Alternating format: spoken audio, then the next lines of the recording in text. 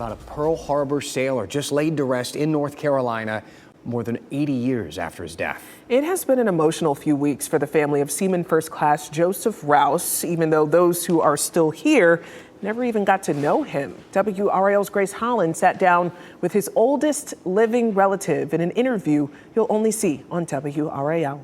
Navy and a grateful nation. A folded flag at a graveside, a high honor this family waited generations for.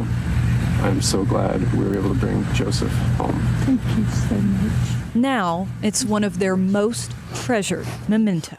He didn't have to buy food. He was on the ship, so he won't go nowhere. Of a hero they never knew, but yeah, she talked about him a lot. could never forget. She missed him. She was proud of him. Yeah, very. It's just hard to think of all the things that she said.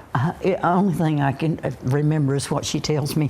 Joanne Davis has told her daughter Cindy and granddaughter Kelsey the stories. Because my mama talked about him a lot, you know, growing up and everything, and I was named after him. My name she named me after him. She named me Josephine, after Joseph. She was born months after Seaman First Class Joseph Rouse's death on December 7th, 1941 at Pearl Harbor. Oh, and that's his footprint and his handprint and his hair. Her whole life, the uncles she never met, existed only in these albums until this summer. After 8 decades and a flight through a thunderstorm, his remains returned to his home state with a rainbow over RDU. I was just overwhelmed. I cried. I really did. I mean, it hurt my feelings because it brought it back to, you know, what it really means.